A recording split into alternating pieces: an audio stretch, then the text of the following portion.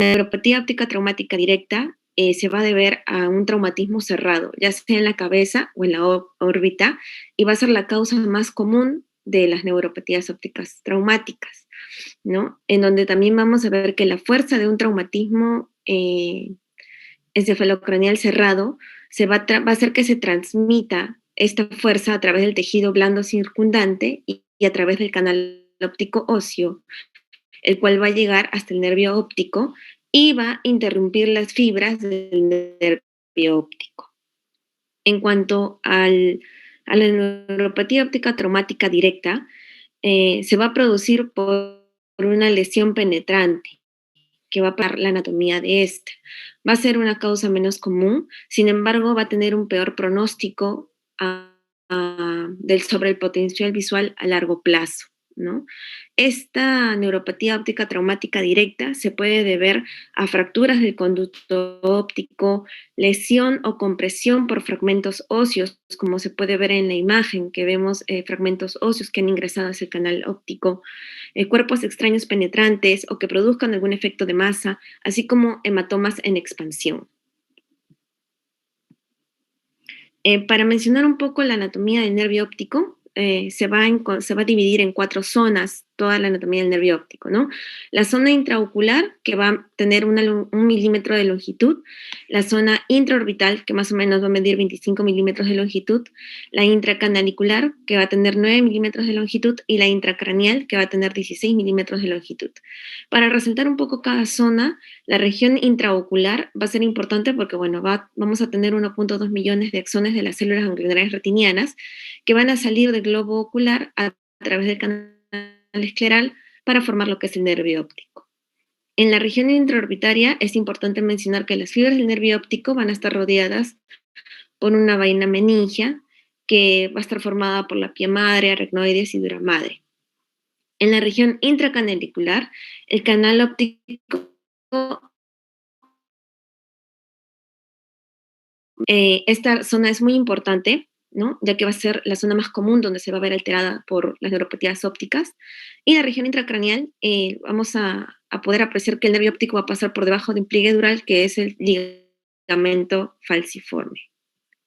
En cuanto al suministro vascular, pues la arteria oftálmica va a dar sus ramas de las arterias ciliares posteriores cortas y estas van a irrigar la cabeza del nervio óptico.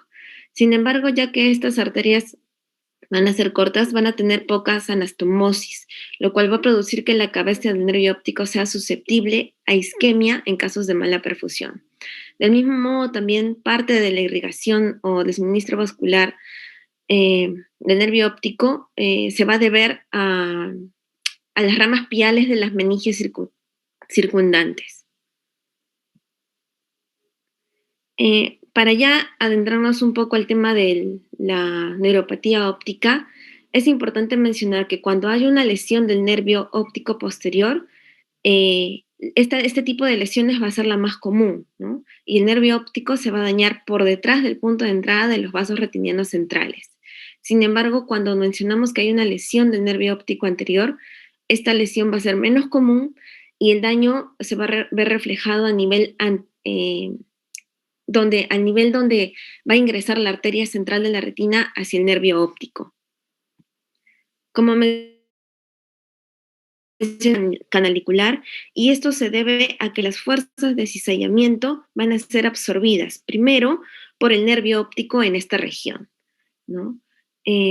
Cabe mencionar que la vaina dural del nervio óptico se va a adherir al periósteo en esta zona y lo que va a hacer que sea más susceptible a los traumatismos, ¿no? Porque va a ser una zona más fija.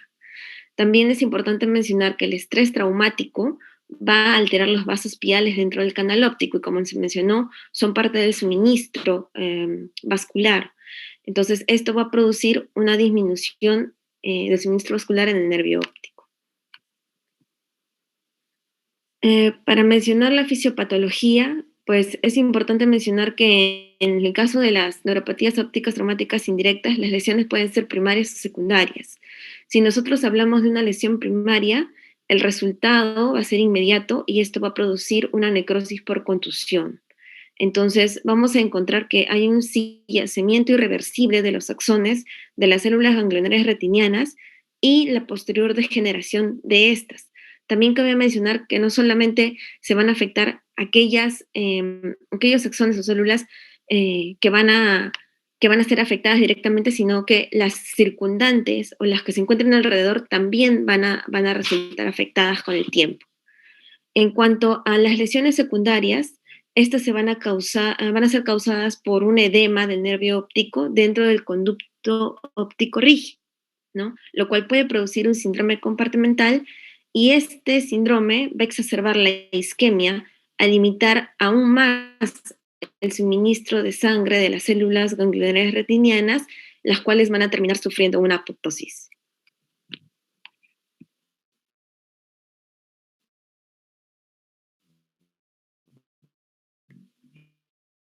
Presentar en hombres jóvenes con un promedio de 30 años. En el caso de los adultos, se puede presentar por caídas, agresiones o accidentes automovilísticos. Y en el caso de los niños, pues van a ser caídas por altura, accidentes automovilísticos y lesiones deportivas. Es importante mencionar también que en los adultos, la causa menos común se va a relacionar con deportes o con causas iatrogénicas. Y en cuanto a las causas iatrogénicas, se han identificado que pueden ser secundarias a cirugías orbitarias, osteotomías, reparación de fracturas faciales y cirugías endoscópicas de los senos nasales. En cuanto al diagnóstico, pues principalmente es clínico, entonces hay que realizar una buena anamnesis, ¿no? La cual básicamente nos va a permitir revelar el mecanismo del traumatismo craneoencefálico y esto usualmente es seguido porque el paciente presenta una disminución subjetiva de la agudeza visual, ¿no? Hay que realizar preguntas sobre cómo fue el mecanismo, ya que hay que tener en cuenta que esto nos puede dar la posibilidad de definir si es que se ha producido por un cuerpo extraño o con una lesión penetrante, ¿no? Así como también determinar el transcurso del tiempo entre lo que fue el cambio visual y el momento en que ocurrió la lesión. Es importante también mencionar que hay que preguntar sobre los antecedentes, si el paciente ha sufrido algún tipo de cirugía o traumatismo previo en el ojo que ha sido afectado, ¿no? En cuanto al examen físico, pues debemos evaluar parámetros como el examen pupilar, la agudeza visual, el campo visual, test de colores y el fondo de ojo. En cuanto al examen pupilar, pues el signo más temprano y confiable de disfunción del nervio óptico va a ser el defecto pupilar aferente relativo, el cual va a estar presente en la mayoría de neuropatías ópticas traumáticas, exceptuando aquellas que van a ser bilaterales y simétricas. Este examen es muy importante, ya que en muchos casos el nivel de conciencia del paciente se va a ver alterado y este examen permite que se evalúe independientemente del nivel de conciencia del paciente. En cuanto a la agudeza visual, pues usualmente los pacientes refieren de que hay una disminución aguda de la agudeza visual. La mayoría suele presentar una agudeza visual de 20/400 o menos en el ojo afectado y como en un 40-60% inician con PL o peor, ¿no? Que sería un NPL. Hay que tener en cuenta que la disminución de la agudeza visual se puede retrasar durante unas semanas debido al cuadro de inflamación o edema o al desarrollo de un hematoma en la vaina del nervio óptico. En cuanto al examen del campo visual, pues se pueden observar defectos variables. Mayormente lo que se va a encontrar es un campo visual disperso en un 58% de los pacientes o un defecto del campo visual homónimo, el cual se puede medir mediante el método de confrontación.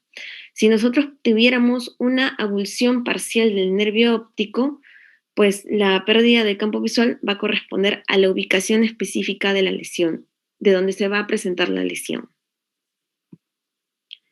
En cuanto al fondo de ojo, si nosotros tenemos un defecto pupilar aferente relativo presente y un examen de fondo de ojo normal, pues esto nos debe aumentar aún más la sospecha de estar frente a un cuadro de neuropatía óptica traumática, ¿no? La lesión del nervio óptico posterior en etapas tempranas, pues nos va a presentar un fondo de ojo que aparentemente va a estar normal. ¿no? Sin embargo, semanas después, luego se va a poder apreciar la alteración.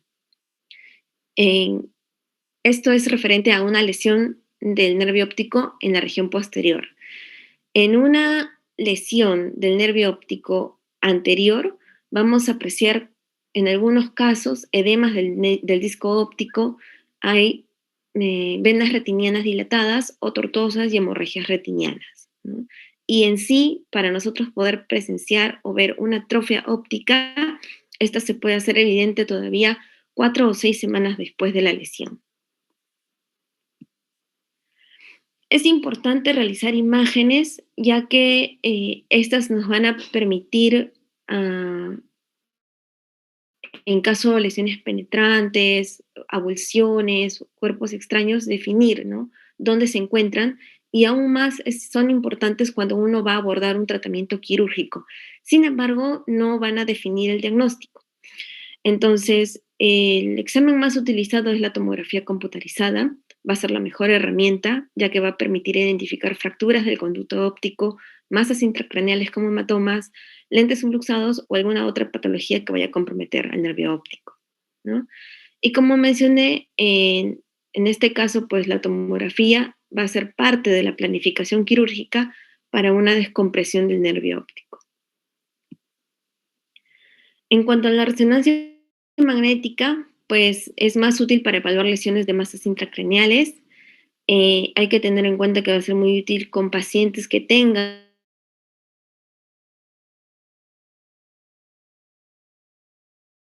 un historial, ya que el examen demora un poco más, pues es difícil realizarlo en pacientes que sean críticamente lesionados o que tengan algún trastorno de conciencia. El examen por vez scan de ultrasonido es más económico, se utiliza en lesiones de órbita y también va a ser útil para el diagnóstico precoz de avulsiones traumáticas del nervio óptico. Hay que tener en cuenta que en muchos casos las avulsiones del nervio óptico se van a asociar con hemorragias vítreas que van a obstruir la visualización del fondo de ojo. Entonces, es por cual este tipo de examen, la exploración en VSCAN, va a permitir la visualización a pesar de que haya una hemorragia intraocular.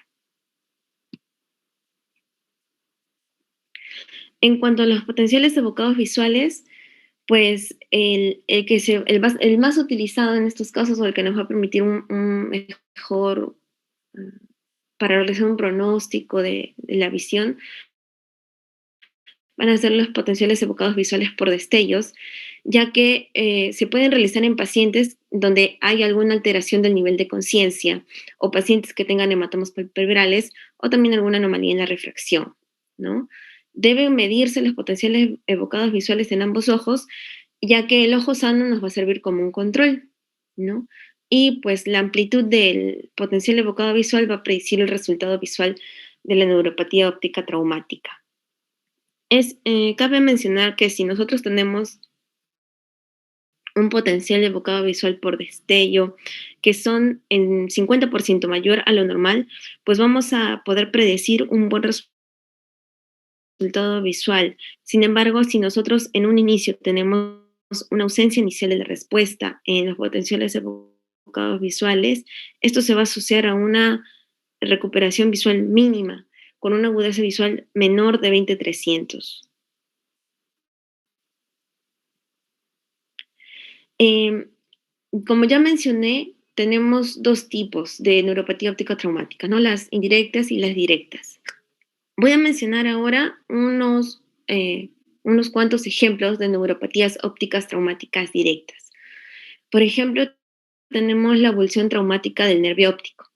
Esto va a ser una forma poco frecuente de lesión en el nervio óptico anterior, en donde el nervio óptico intraorbitario se va a separar del globo en la lámina cribosa, mientras que la vaina del nervio óptico y la esclerótica van a permanecer aún intactas.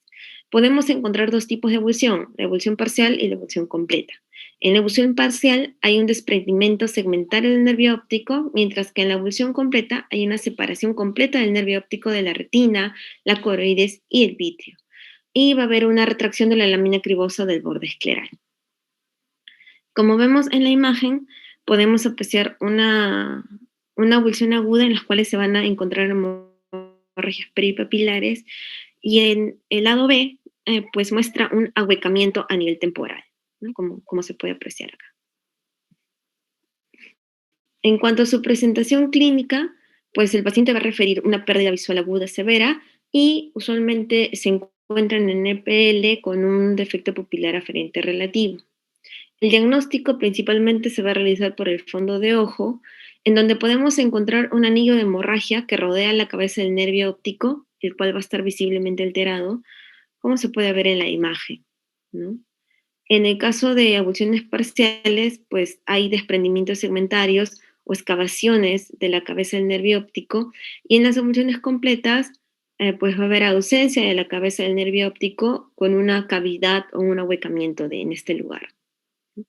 También se puede realizar una ultrasonografía, las cuales nos va a permitir una visualización del que el nervio óptico no llega al disco y el cual se va a poder traducir como una hiperlucencia anterior al nervio óptico. Otro tipo de neuropatía óptica traumática directa es la transección del nervio óptico. Acá va a haber, esto se va a producir usualmente por una lesión penetrante directa, puede producir una lesión completa o parcial del nervio óptico y usualmente va a estar producida por traumatismos contusos de la cara media. Estas fuerzas se van a dirigir específicamente sobre el borde orbitario superior y se van a transmitir al techo orbitario y al canal óptico, los cuales van a producir una fractura en el canal óptico o en los huesos orbitarios, los cuales va a permitir que algunos fragmentos óseos corran el riesgo de seccionar el nervio óptico, ¿no? Como podemos ver en la imagen, hay una sección del nervio óptico. Esto también se puede producir por cuerpos extraños penetrantes y hay que tener en consideración de que el 47% va a estar asociado a proyectiles por arma de fuego. En cuanto a la presentación clínica de las transecciones, el paciente va a referir una pérdida de la agudeza visual y un defecto pupilar aferente relativo. El fondo de ojo suele ser normal, pero con el paso de las semanas se puede observar una atrofia del nervio óptico, ¿no? Pocos días después del traumatismo, como se ve en la imagen.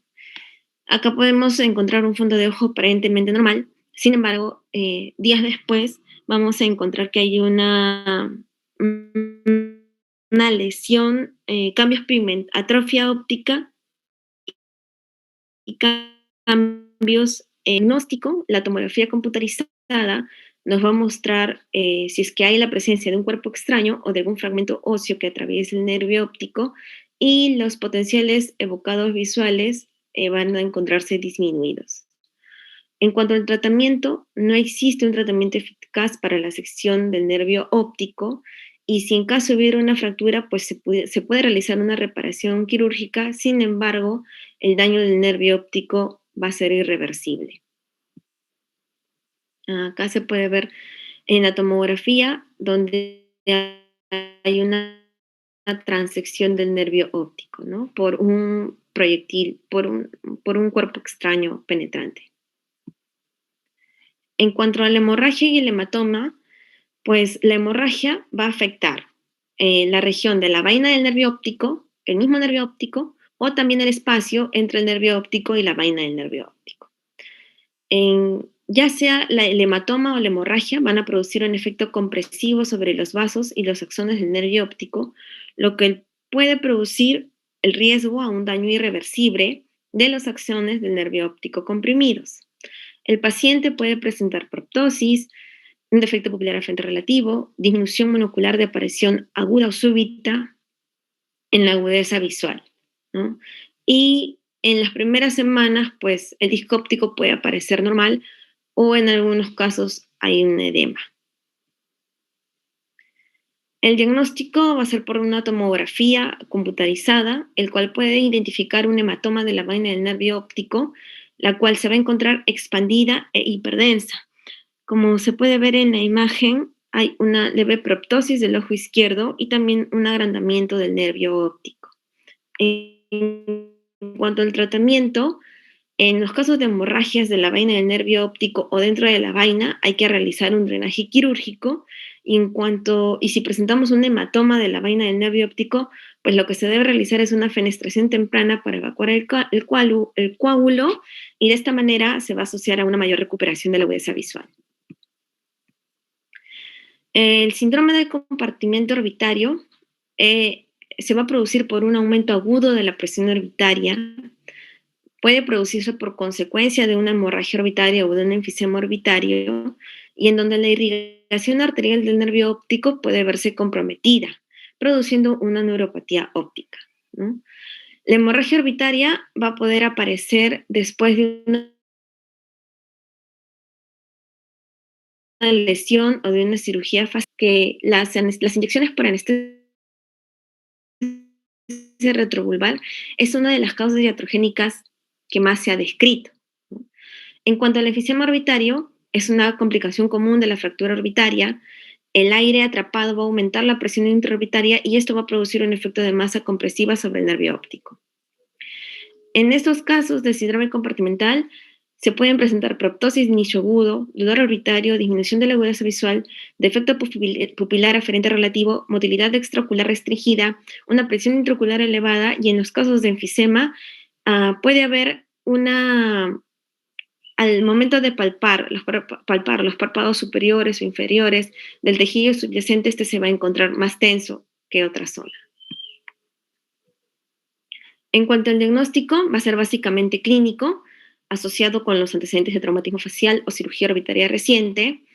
Las tomografías van a ser útiles para fracturas o identificar enfisemas orbitarios o hemorragias o localizar bolsas de aire. El objetivo del tratamiento va a ser disminuir rápidamente la presión orbital, realizar una descompresión quirúrgica de urgencia mediante cantotomía lateral o cantolisis, y hay un potencial máximo de recuperación visual si la compresión quirúrgica se realiza dentro de las 2 horas posteriores a la lesión.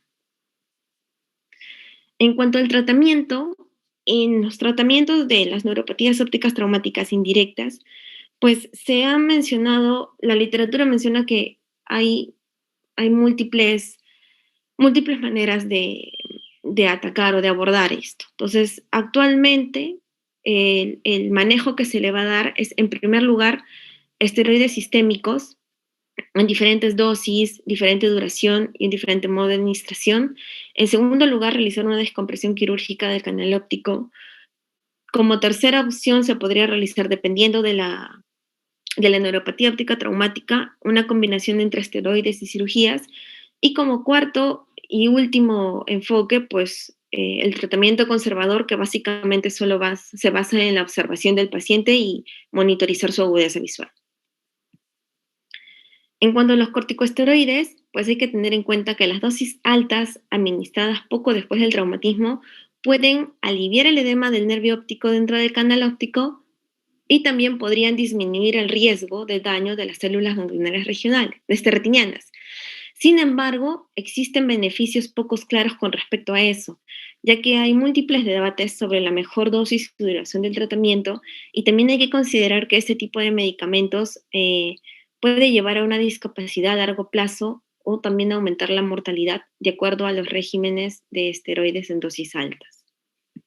Entonces, para hablar un poco más de lo que es el tratamiento con esteroides, en 1990 se realizó el Estudio Nacional de Lesiones Agudas de la Médula Espinal, más conocido como el NANSIS-2, el cual fue un estudio multicéntrico aleatorizado controlado doble ciego, el cual examinó el uso de metilprednisolona en megadosis después de una lesión aguda a la médula espinal. Megadosis nos referimos a más de 5.400 miligramos por día de corticoide, ¿no? En este estudio hubieron dos grupos. Un grupo fueron pacientes que presentaron una lesión aguda de la médula espinal, quienes se administró una dosis en bolos de metilprednisolona 0.4 miligramos por kilo por hora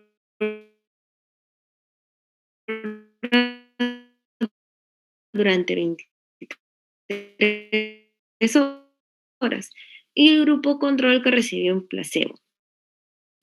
Metilprednisolona dentro de las 8 horas posteriores al trauma, en los cuales ¿no? Años después se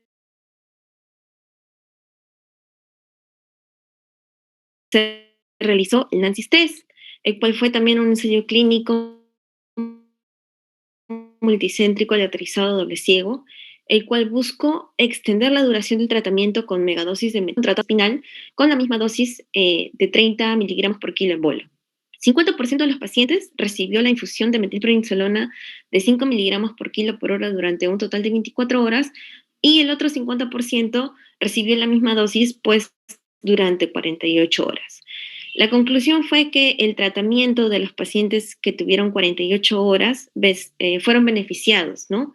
Si es que el tratamiento se iniciaba dentro de las 3 u 8 horas posteriores a la lesión, ¿no? Esto menciona que hubo una mejora en la recuperación motora y una independencia funcional. Sin embargo, se encontró también que los pacientes presentaron algunos sepsis graves y neumonías graves. Por lo que otra de las conclusiones fue que los pacientes que fueron tratados específicamente dentro de las 3 horas posteriores a la lesión, no se encontró mayor diferencia significativa entre darles un tratamiento de 24 a 48 horas, por lo que se optó solamente por continuar con un tratamiento de 24 horas. Ya en 1999 se realizó por primera vez el Estudio Internacional de Trauma del Nervio Óptico, ¿no? Este estudio fue un ensayo controlado, aleatorio, pero que 2 años después se modificó hacia un estudio observacional no aleatorizado, ya que hubo dificultades en lo que era el reclutamiento de los pacientes, por lo que mismo de la neuropatía óptica traumática no es un cuadro muy común que se presente. Aquí hubieron 3 grupos de tratamiento: pacientes que solo tuvieron el tratamiento con corticoides, pacientes que solo presentaron descompresión quirúrgica y pacientes a quienes solo se dio un tratamiento conservador. En cuanto a los pacientes con corticoides, el 40% recibió esteroides en megadosis, como mencioné, dosis mayores de 5.400 miligramos por día, y mientras que el 60%, el restante, recibió dosis bajas. Dentro de este grupo, un 18% recibió dosis muy altas, las cuales significan dosis entre 2.000 y 5.399 miligramos por día, ¿no? Hay que tener en cuenta que el examen visual inicial se realizó dentro de los 3 días posteriores a la lesión y el tratamiento se inició dentro de los 7 días posteriores a la lesión. Sin embargo, la conclusión fue que no hubo diferencia en el resultado visual entre los grupos, que tampoco se encontró que el momento o la dosis tuviera un efecto sobre el resultado visual, por lo que el tratamiento debe realizarse caso por caso, ¿no? Hay que evaluar cada paciente y cada caso para poder darle una dosis específica de corticoides. En el 2004 se realizó el ensayo de corticoides después de un traumatismo craneoencefálico significativo denominado CRASH. Este ensayo fue internacional, multicéntrico, doble ciego, aleatorizado, controlado con placebo, en el cual se reclutó 10.008 pacientes con traumatismo encefalocraneano y en el cual lo que se buscaba era investigar la seguridad de los corticoides a megadosis administrados para un TEC. En este caso, los pacientes fueron aleatorizados dentro de las 8 horas posteriores a la lesión. A un grupo se le dio 2 gramos de metilprednisolona durante 1 hora en una infusión de 100 mililitros, seguido de una dosis de mantenimiento de 0.4 gramos por hora durante 48 horas en una infusión de 20 mililitros por hora. Y el otro grupo fue un grupo placebo. Entonces, a las 2 semanas, se evidenció que hubo un riesgo significativamente mayor de muerte por todas las causas para los pacientes del grupo de corticoides. Y 6 semanas después, igual se encontró que hubo un riesgo significativamente mayor de mortalidad y discapacidad grave en el grupo tratado con esteroides, por lo que se concluyó que los corticoides no se recomiendan para los casos de traumatismo encefalocraneano, ¿no? Ya en el 2007, Entesari y colaboradores plantearon un estudio en el cual pacientes con una atón indirecta se asignaron 2 grupos, ¿no? A un grupo le dieron corticoides de alta dosis, 1.000 miligramos de metilprednisolona por día durante 72 horas, y otro grupo fue el grupo placebo. Estos pacientes tenían que ser diagnosticados dentro de los 7 días posteriores a la lesión, en el cual se encontraron defectos pupilares de frente relativo y disminución de la agudeza visual. Fueron tratados dentro de las 52 horas posteriores a la lesión. Y las conclusiones fueron que el seguimiento que se hizo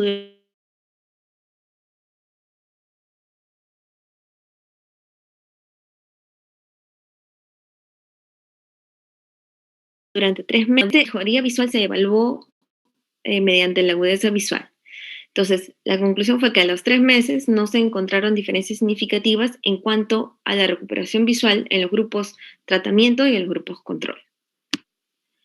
Y en el 2015, Emanuel y colaboradores sugirieron un protocolo tanto quirúrgico como médico. En este estudio, ellos instauraron un tratamiento con esteroides intravenosos dentro de las 8 horas posteriores a la lesión y una descompresión quirúrgica endoscópica dentro de las 12 a 24 horas posteriores al inicio del tratamiento, en donde se alcanzó una mejora de la agudeza visual en el 65% de los casos, los cuales fue considerado como una alta tasa de éxito en el tratamiento.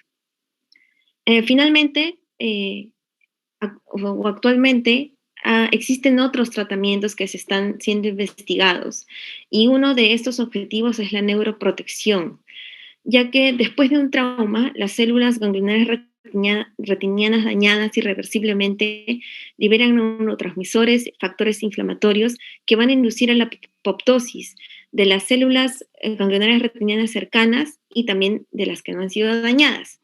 Entonces, lo que se busca es prevenir la apoptosis secundaria receptiva y minimizar el daño total al nervio óptico.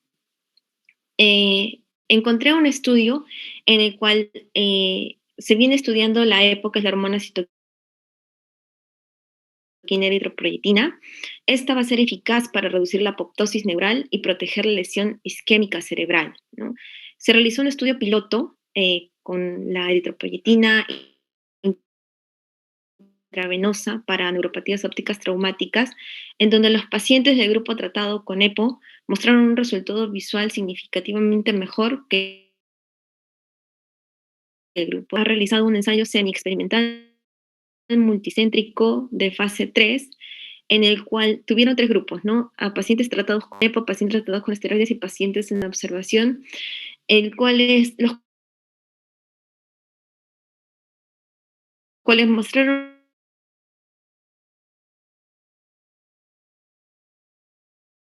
mejoras significativamente. En el momento en que se realizó el estudio no se encontraron varios durante el seguimiento.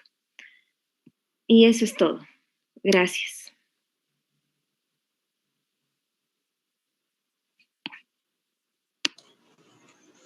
Muy bien, Mariel. Creo que el doctor Cárdenas ya está conectado para que comparta su pantalla.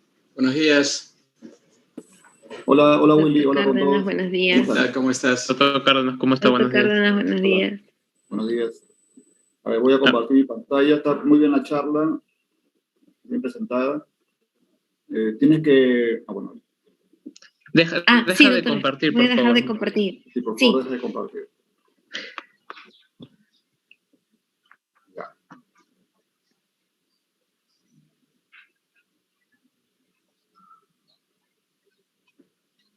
Bueno, sí, esto de dentro de este curso de oculoplástica, la neuropatía óptica traumática es trauma ocular, ¿no es cierto? Trauma ocular y oculoplástica. La neuropatía óptica traumática constituye pues un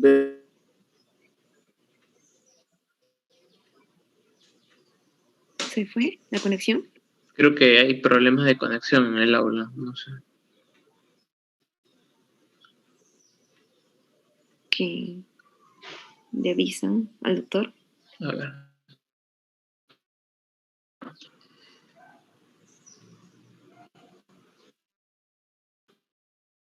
¿no? En primer lugar, hacer el diagnóstico porque en eso se basa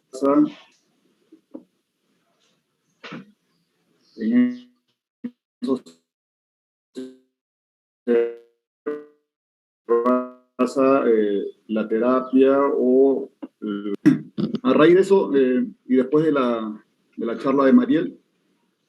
Voy a presentar un par de casos, así brevemente, para que ilustren más o menos lo que vemos en el día a día, ¿no? ¿Están viendo mi pantalla? Sí, sí, doctor. Sí, doctor. Ok. Por ejemplo, este es un paciente varón, ¿no?, de 23 años, ¿no?, que con un antecedente de accidente de tránsito hace 2 meses, ¿no?, y que tiene una disminución de la visión del ojo izquierdo, ¿no? Tiene una resonancia magnética que es informada como un reblandecimiento frontal post-hemorrágico, ¿no? O sea que fue un accidente más o menos intenso, ¿no? Y recalco ahí que el paciente tuvo este problema hace 2 meses, ¿no? Esta es una de las formas en las que vemos a los pacientes, ¿no? A veces no vemos al paciente inmediatamente, a veces lo vemos en consulta, después de X tiempo de sucedido el evento, ¿no? Traumático, por lo menos, ¿no? Al examen, agudeza visual 20/20, ojo derecho, 20/200, ojo izquierdo, segmento anterior normal. Y en las pupilas destaca, pues, el defecto pupilar aferente del ojo izquierdo. Presión de 13 milímetros de mercurio, motilidad ocular normal, y un Ishihara o una visión de colores disminuida, pues, en el ojo con la menor visión, o sea, en el ojo izquierdo, ¿no? 0/14. Es el ojo derecho, ¿no? Vemos una apariencia normal, ¿no? O sea, papila de buen color, está un acercamiento. Y el ojo izquierdo ya a la primera vista vemos que está diferente, ¿no es cierto? Hay una palidez temporal, ¿no? Y que obviamente, pues, conjugado con el cuadro clínico, nos hace llegar, pues, a un diagnóstico de una secuela, pues ya en este caso de una neuropatía óptica traumática del ojo izquierdo, ¿no? Con un campo visual completamente disminuido, ¿no? Una pequeña isla de visión central, 20/200 es la visión, ¿no? El ojo derecho está bien. Y que en forma paralela tiene, pues, cuando se le hace el estudio de la tomografía, disminuida severamente, pues, el espesor de las fibras nerviosas, ¿no? Entonces, nuestro diagnóstico, pues, es una secuela o una neuropatía óptica traumática, y a estas alturas, 2 meses después, no hay ningún tratamiento, ¿no? Todos los tratamientos que ha hablado la doctora previamente son cuando son en la fase de hecho. Entonces, esto nos lleva a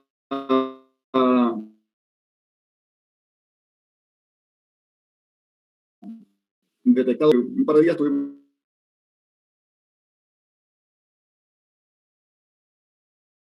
acá en el inconsciente, pues no está inconsciente porque tiene un trauma severo, ¿no? Estos pacientes con neuropatía traumática son pacientes jóvenes, ¿no? Porque son los pacientes que sobreviven al trauma, ¿no? Un paciente mayor de 40 años, cuando se analiza lo que es trauma encefalocraniano, dividen a los pacientes entre antes de 40 y después de 40, ¿no? Antes de 40 tienen mayor chance de sobrevivir, mayores de 40 no, ¿no? Entonces, cuando sobreviven los pacientes, pueden tener estas secuelas como la neuropatía óptica traumática que estamos conversando, ¿no? Es decir, puede haber neuropatía óptica traumáticas a los 70, de 80 años, pero usualmente el paciente no sobrevive, ¿no?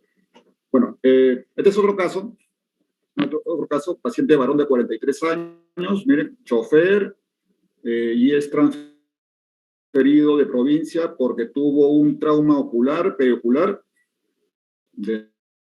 su visión en el ojo derecho sin corrección es 20/60 y el ojo izquierdo es PL, ¿no? Entonces ya estamos pensando, ¿no? Trauma cerca al ojo, ¿no? Entonces, evaluado por el retinólogo al 5º día de su traslado del trauma, y le hace un diagnóstico de trauma ocular cerrado del ojo izquierdo, ¿no? Y con un fondo de ojo que no es evaluable por el retinólogo porque había mucha sensibilidad y tenía una lesión palpebral, ¿no? Entonces le solicitó una ecografía ocular. Recalco que la visión esté en PL, ¿no? Le hacen la ecografía ocular al mismo día y, bueno, la retina está aplicada en ambos ojos, ¿no? Retina aplicada, por lo tanto, se descarta, pues, que tenga un desprendimiento de retina, por lo menos, ¿no? Entonces, se le hace una tomografía el mismo día y, bueno, observamos, ¿no? Acá ya es las cosas básicas que tenemos que saber de estudios radiológicos, ¿no? Entonces, este es el lado derecho, ¿no? El ojo, este es el ojo izquierdo, esta es una tomografía. Y bueno, vemos que hay una fractura, ¿no? De una zona irregular en la lámina en este trauma tendríamos que pensar que de repente hay algún tipo de lesión interna, como una neuropatía óptica traumática que tendríamos que descartar, ¿no? Entonces, pero se ve el nervio en ambos lados, ¿no? Se le hace una tomografía, una OCT a los 13 días, ¿no? Y bueno, sale todo igual, como le digo, de percepción de luz en el ojo dañado, ¿no? La mácula también está normal, o sea, no hay nada en la mácula, y en el nervio tampoco, ¿no? Y bueno, entonces ante la complejidad del caso le piden unos potenciales visuales evocados, que es otra de las herramientas que se suelen tener para estos casos, y sale informada pues como que la onda en el ojo izquierdo está disminuida, ¿no? En comparación con la del derecho, ¿no? Y bueno, pues el informe de potencial visual indica pues una neuropatía o un daño pues de la vía visual del lado izquierdo, ¿no? O sea, compatible pues con una neuropatía óptica traumática, ¿no?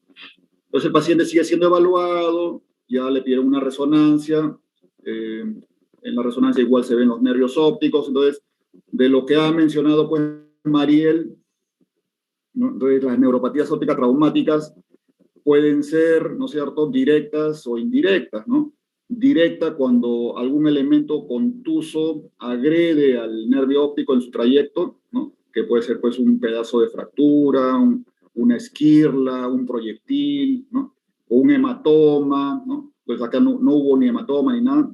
Entonces se considera pues que este caso es una neuropatía óptica traumática indirecta, ¿no? Es decir, producto de la contusión del nervio posiblemente pues dentro del canal óptico, que es la causa más frecuente que usualmente vemos, ¿no? Bueno, lo siguen evaluando al paciente, porque como es un paciente, pues es un chofer, tiene su seguro, ¿no? Entonces, se tiene que cumplir con varios procedimientos de registro de datos del paciente, ¿no? Se le hace una retinografía, ¿no? Del ojo derecho, ¿no? Que su nervio se ve relativamente bien. Se le hace también del ojo izquierdo, ya es el día 21, ¿no? 21 también se ve de bordes normales, ¿no? Y es lo que mencionaba, pues, Mariel, ¿no? O sea, cuando tenemos una neuropatía óptica traumática inicial, ¿no? No vamos a esperar, pues, ver el primer día la palidez de papila, ¿no es cierto? Entonces es un proceso que se da después, ¿no? Pero tenemos que registrarlo, ¿no?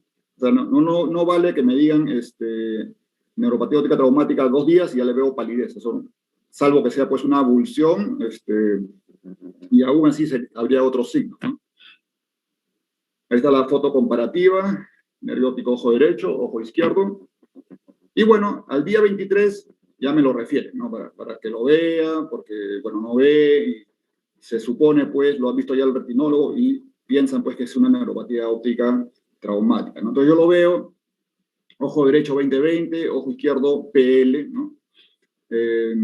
Nosotros, este es un paciente de clínica, en las clínicas trabajamos con optómetras, ¿no? Entonces las refracciones las van haciendo los optómetras, incluso a veces las agudezas visuales, y nosotros hacemos otra parte del examen, ¿no? Bueno, tenía una herida palpebral suturada, la presión estaba bien, ¿no? Y bueno, acá el primer hallazgo, porque no en ninguno de los registros previos había hallazgo de pupilas, ¿no? Y decía pupila del ojo derecho 3 milímetros y la pupila del ojo izquierdo 5.5 milímetros, hiporreactiva, ¿no? O sea, hasta ahora todo va cuadrando, ¿no? Ishihara normal en el derecho y en el izquierdo disminuido. Y la motilidad estaba normal, conservada. Este es el campo visual, ¿no? Se le pidió un campo visual y esto sí fue una sorpresa para mí, ¿no? Encontrar, bueno, en una posible neuropatía óptica traumática, obviamente sí pensaba encontrar un campo cerrado, ¿no? Lo cual estaba ahí. Pero en el derecho me llamó la atención este defecto, ¿no? Es como una tendencia a un defecto de mianóptico, ¿no? Y bueno, a raíz de eso le pedimos una resonancia magnética cerebral, pero no se encontró mayor cosa, ¿no? No hubo nada. Esa es la resonancia que se le hizo. O sea, no había nada en el cerebro, no había nada en la vía visual, excepto la fractura y la lesión palpebral, ¿no? Bueno, nuestro diagnóstico fue ese, ¿no? Neuropatía óptica traumática, y había pasado 23 días desde el accidente, entrando en las primeras horas. Nosotros hemos hecho otro, porque pues, hasta la primera semana era como demasiado prolongado, ¿no? Y simplemente hicimos nuestro diagnóstico y control del paciente, ¿no? Lo controlamos al cuarto mes del accidente, o sea, 3 meses después. Y vemos ojo derecho, bueno, el paciente ya refería dolor en ojo derecho y punzadas en el ojo izquierdo, ¿no? Su visión con corrección ya le había bajado incluso en el derecho, 20-100, y el izquierdo seguía PL, ¿no? Pupilas 3 milímetros, el izquierdo 6, y por reactiva igual que la primera vez, ¿no?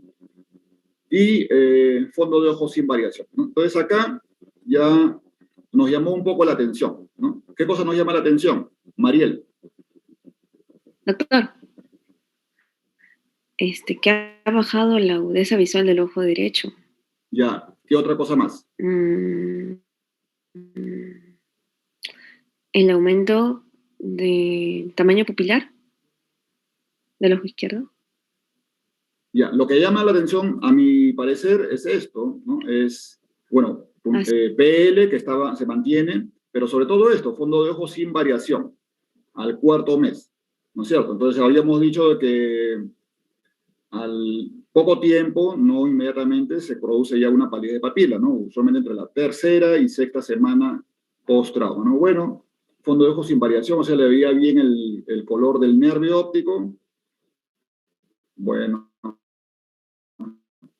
vamos a pedir después sus exámenes otra vez, ¿no? Campo visual muy parecido al primero, ¿no? Ojo izquierdo abolido y el ojo derecho con una depresión tipo hemianóptica, un poquito mayor que la primera vez de repente. Vamos a hacerle el OCT.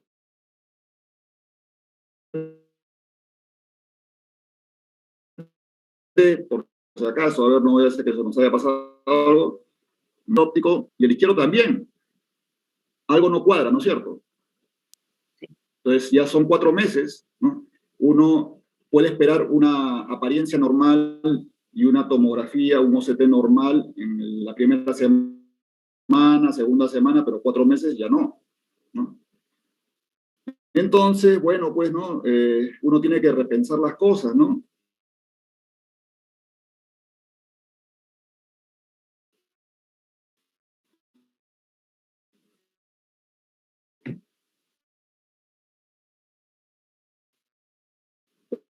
Potenciales visuales evocados en la clínica normal,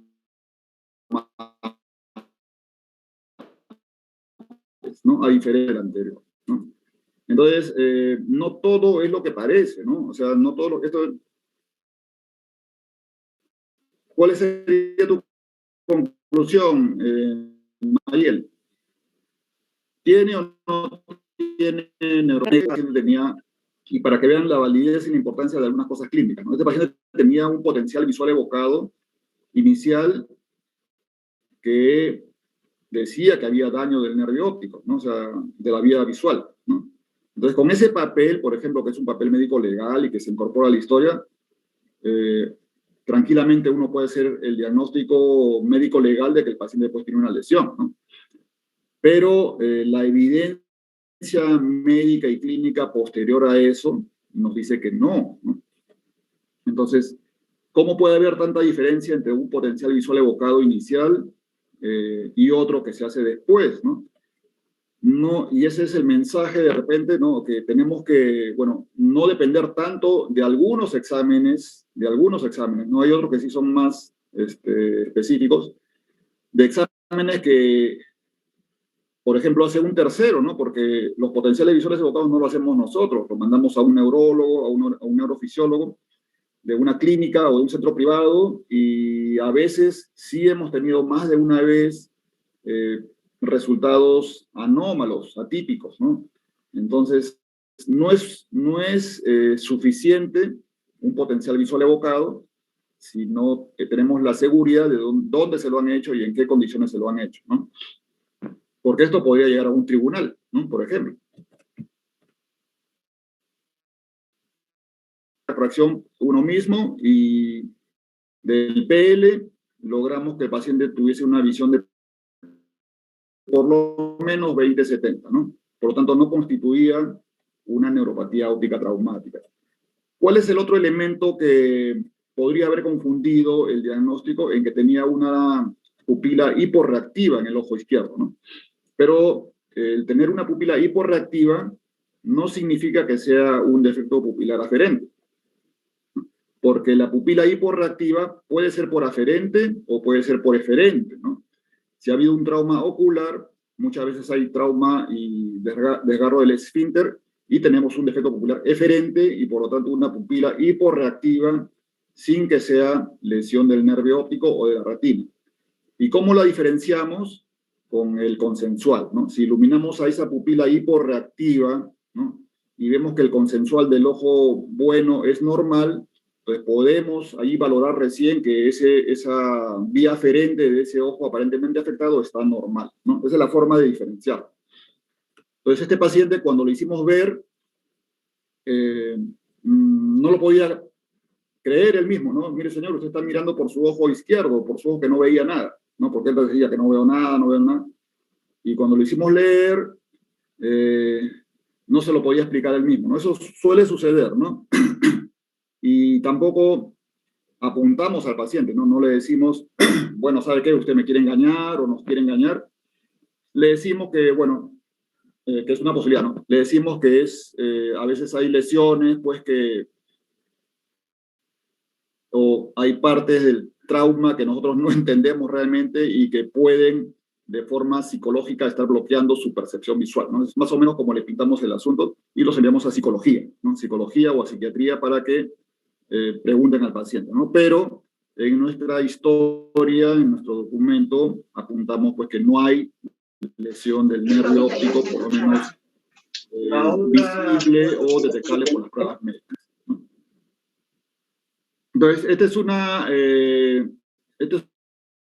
un ejemplo de cómo algunas cosas puntuales nos pueden servir en la orientación para las neuropatías ópticas traumáticas, ¿no? A ver, no sé si tendrán alguna pregunta. A ver, doctor. Sí, acá hay una pregunta del doctor Gerardo. Bueno, saluda, buenos días. ¿En qué momento después del trauma es ideal tomar los PEP y el OCT? Va a depender mucho del paciente, ¿no? Hay pacientes que no se pueden trasladar. Si el paciente se puede trasladar, se puede hacer inmediatamente, ¿no? Lo que se debe hacer inmediatamente, uno acude a ver al paciente, es chequearle la visión, si el paciente está despierto, y chequearle las pupilas, ¿no? Lo más importante son esos dos elementos, ¿no? Agudeza visual y evaluación de pupilas. Y con una evaluación de pupilas, pero que sea con una linterna tipo lapicero, ¿no? No vale evaluar pupilas con la luz del celular, ¿no? Porque es una luz muy difusa. Entonces ahí se pierde mucha información y información valiosa, ¿no? Usualmente las salas de emergencia, donde están estos pacientes traumatizados, no son salas oscuras, ¿no? Son salas iluminadas. Y a veces el paciente también está bajo medicación, ¿no? Que puede afectar el diámetro pupilar, ¿no? Entonces, si no tenemos una buena luz, ¿no? Entonces se nos va a pasar el defecto pupilar aferente, ¿no? Si el paciente está inconsciente, se nos va a pasar el defecto pupilar aferente, ¿no?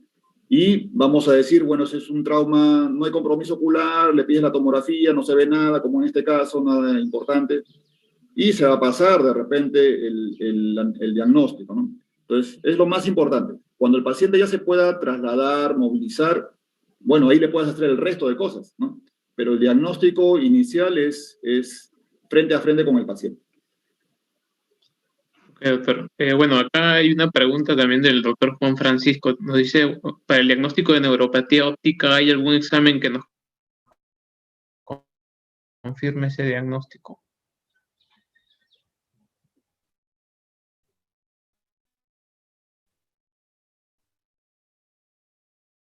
orientaciones, ¿no? Por disminución de la agudeza visual o de la función visual, con disminución de la visión, visión de colores y hallazgo del defecto pupilar aferente, ¿no? Ahora, es cierto que a veces hay casos que son más complejos, ¿no? Cuando son bilaterales, no vas a encontrar un defecto pupilar aferente, ¿no? Cuando el paciente no está despierto o cuando la lesión cuesta un poco encontrar el defecto pupilar aferente, ¿no? Entonces, pero la práctica hace pues al especialista, entonces tienes que chequear, ¿no? Entonces, el mensaje es que hay que chequear las pupilas de forma adecuada, porque este es un diagnóstico que se hace, todos los estudios que ustedes han visto, ¿no? Lo han hecho en base a diagnóstico de defecto pupilar aferente, ¿no? No lo han hecho en base pues a que, ya vamos a darle este tratamiento a este paciente porque tiene el OCT disminuido, no, es en base a disminución de visión y defecto pupilar aferente. Eso es lo precoz que se tiene que hacer. Ok, doctor. Giancarlo, si me permites. Sí, Hola, claro, doctor. Hola, Alfonso. Mariel, muy buena tu presentación. Gracias. Justamente, Mariel, tú precisaste al inicio de tu presentación que era importante en la anamnesis determinar la forma como había sido el trauma. Ayer el doctor Ocampo dijo lo mismo, y yo traigo a colación esta inquietud en el sentido de ¿cómo puede ser un trauma? Yo siempre he tratado de imaginarme cómo puede suceder, pero es difícil. De repente ustedes tienen el dato. ¿Cómo puede ser un trauma para que se produzca una avulsión del nervio óptico? ¿Qué tiene que haber pasado en la cabeza o en el ojo de este paciente para que el nervio óptico haya sido traccionado con esa fuerza? ¿Alguna idea, Mariel, Alfonso? Bueno, son traumas violentos, ¿no? Usualmente esos traumas con avulsión son productos o de agresiones o accidentes de tránsito violentos, ¿no? En los cuales hay una fuerza contusa, me imagino que lateral, ¿no? Lo tracciona, ¿no? De alguna forma sin romperlo, porque es neuropatía óptica, o sea, traumática, conservando el globo, ¿no? Claro. Lo tracciona lateralmente y lo arranca de su inserción, ¿no? Pacientes jóvenes, ¿no? Estaba revisando ayer un poco las estadísticas de los pacientes de neuropatía óptica traumática mías, y la mayoría son jóvenes, ¿no? Porque como te digo,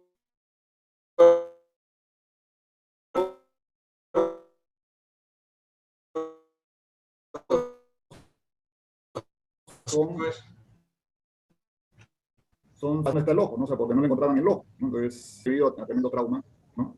Pero usualmente son tangenciales, ¿no? O sea, respetan parcialmente la masa encefálica, ¿no?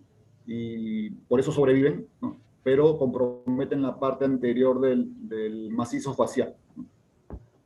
De acuerdo, y me imagino que la misma respuesta debe ser para el trauma del canal óptico, ¿no? Porque la fractura del canal óptico sí he visto con más frecuencia que las avulsiones en mi vida, habré visto pues 2 o 3 como mucho. En cambio, traumatismos que dañan el nervio óptico por fractura en el canal, a nivel del canal óptico, han sido más frecuentes, pero igual, tratar de entender alguna forma de golpe para que se produzca una fractura tan atrás en el macizo, tiene que ser también un golpe violento, o hay alguna precisión más. Usualmente son, cuando es fractura del canal, usualmente son lesiones anteriores con aplastamiento de la parte anterior del cráneo y con fractura posterior, ¿no? Usualmente son fracturas conminutas y donde también se rompe el esfenoides y parte del canal óptico, uni o bilateral, ¿no? De acuerdo. O traumatismos por contusión externa, por elemento contuso, ¿no? Una pedrada o un elemento contundente también lateral o frontal que respete al globo ocular, es decir, que cae el impacto del golpe, cae en el reborde orbitario, en el óseo, ¿no? O sea, no se afecta el globo ocular casi como en este último paciente, sino que es periocular, ¿no? O sea, es un traumatismo ocular indirecto y de la misma forma se produce la transmisión de energía a través del canal óptico y se produce la contusión en el canal, ¿no? De acuerdo. Y la otra era también una precisión que hizo Mariel en su presentación con respecto a las inyecciones retrovulvares. Ella dijo que lo más frecuente es que estas produzcan una hemorragia, un síndrome de compartimentalización, y eso daña el nervio óptico. Pero yo recuerdo que cuando me enseñaron a hacer retrovulvares, siempre nos precisaron que tengamos mucho cuidado con las agujas, que no sean muy filudas, que no sean muy romas, y siempre entendí que había el riesgo de agarrar el nervio óptico con la aguja. Yo después, con los años y ya viendo cómo sea o pueda rasgar el nervio óptico, por efecto del procedimiento. Más fácil veo que se le haga hueco a un ojo porque es muy grande, o que se rompa, o rompamos una arteria, o una vena importante y se produzca la hemorragia intraorbitaria. Ustedes tienen, sobre todo tú, Alfonso, ¿tienes datos o tienes reportes de lesión directa del nervio óptico por la aguja retrovulvar? ¿Has leído algo al respecto? Hay evidencia clínica de que muchos pacientes con cirugía que se dan cuenta al día siguiente, ¿no? Y sobre todo para diversos tipos de cirugías, ¿no? Ya obviamente la catarata ya no se opera con retrovulvar, salvo casos muy, muy contados, ¿no? Pero, por ejemplo, cirugías de retina, ¿no? Tenía un colega, por ejemplo, que tuvo un DR, ¿no? Y fue a un centro, de salud, con un colega, y la cirugía perfecta, ¿no? Pero al día siguiente no veía nada, ¿no? Y se quedó viendo nada, ¿no? Entonces... Y habían seccionado. Tuvo inyección retrovulvar, ¿no? Ah, ya. ¿Qué cosa pasó, no? O sea, una de las dos cosas, ¿no? O una lesión directa por la aguja, o le puso mucho volumen, 3 mililitros de lidocaína, ¿no? Poníamos 2.5 a veces, tratamos de poner la menor cantidad, ¿no? Porque sabíamos, pues, que había un volumen, ¿no? Y en un ojo debilitado, de repente dañado, es más... Eso es lo que nosotros siempre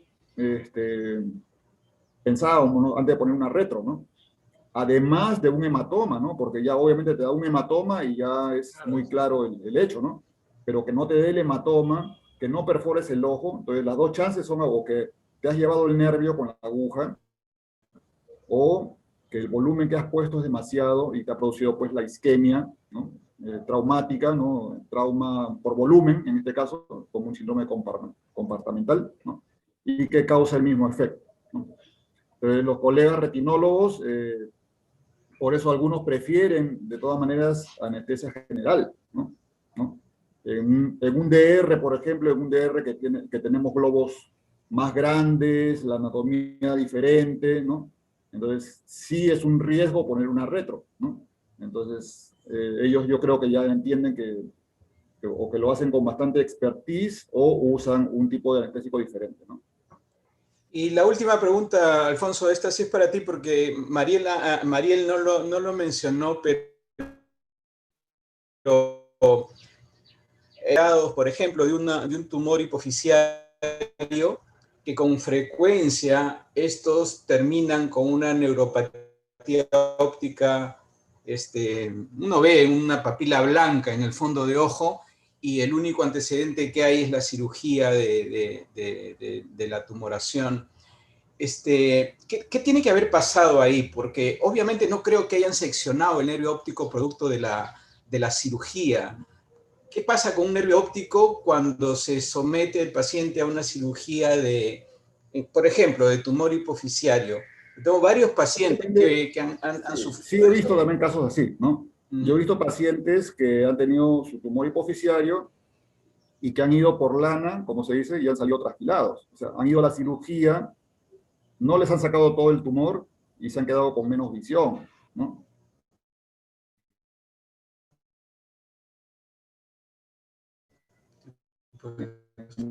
Entonces, dependiendo de la vía de abordaje, ¿no? Usualmente cuando hacen la vía de abordaje transesfenoidal, ¿no? Entonces es una vía más pequeña, donde visualizan más, o sea, y lo que les dije alguna vez, ¿no? Por ejemplo, cuando el médico, el neurocirujano empieza a sacar el tumor de hipófisis, ¿no? No puede diferenciar cuánto es tumor y cuánto no es tumor, ¿no? Porque es una misma masa, es como el cerebro, ¿no? Entonces, y puede haber a veces daño directo, ¿no? Directo de la herramienta del neurocirujano, y también hay hemorragias, ¿no? Hay hemorragias intratumorales o peritumorales que dañan a veces parte de la vía visual. De acuerdo. Ok, gracias. Realmente muy buena la charla. No sé si hay alguna... Sí. Blanquita, ¿cómo estás? Blanquita, buenos días. Para felicitar a la doctorita Mariel, excelente su presentación, y a la doctora Alfonsito Carlos.